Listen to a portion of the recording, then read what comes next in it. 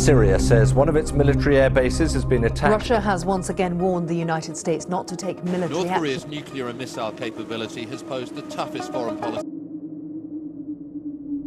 We're having a meeting today on Syria. We're having a number of meetings today. We'll see what happens. We're obviously looking at that very closely, and I will be leaving here. I was there, and now I'll be going back as soon as this meeting is over.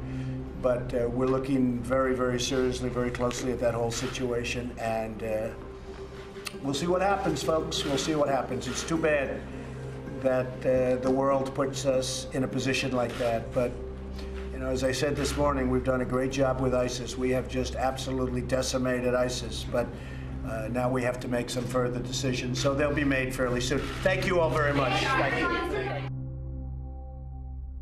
Assad's forces have long been protected by Russia, which has thousands of troops in Syria and sophisticated air defenses deployed in the country.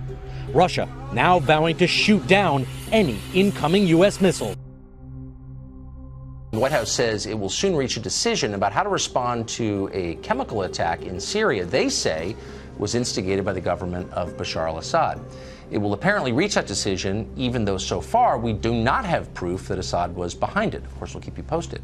If the U.S. does intervene in Syria, however, it could rapidly put this country in direct conflict with Russia, which for many years has backed the Assad regime. And unlike Assad, Russia has a vast arsenal of nuclear weapons. So what is likely to happen? What should we be worried about? Stephen Cohen is an editor of The Nation, a professor emeritus of Russian studies at NYU and Princeton, one of the most famous professors of Russian studies there is, and he joins us tonight.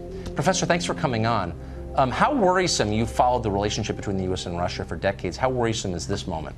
More worried than I've ever been for nearly 50 years of studying and participating in U.S.-Russian relations. I think the situation, your generation was born after the Cuban Missile Crisis, but you were taught in school, as were my children, that the Cuban Missile Crisis of 1962 was the moment when we came closest ever to nuclear war with Russia. And the learned lesson was supposed to be we should never get there again, and we are very close, and here's why. If Trump or somebody sends these missiles against Syria, there are Russian soldiers embedded in almost all Syrian army units, even in dormitories. If, and this I know because Moscow has said so, if Russians die, if Damascus is attacked, the capital of Syria, Russia will retaliate with its excellent weapons, every bit as good as ours. Some people say in some regards, in missile technology, better. Russia will strike, Americans in Syria will die, and we will be where we have never, ever, ever been with Russia, killing each other, bearing in mind that both nations are laden with nuclear weapons. So I am more worried than I have ever been in my life. We know who did this. Our allies know who did this. Russia can complain all it wants about fake news, but no one is buying its lies and its cover-ups.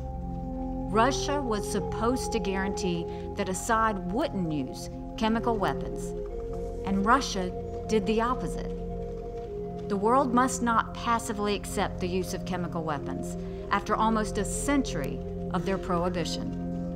Everything the United Nations stands for is being blatantly defied in Syria with the help of a permanent member of this council.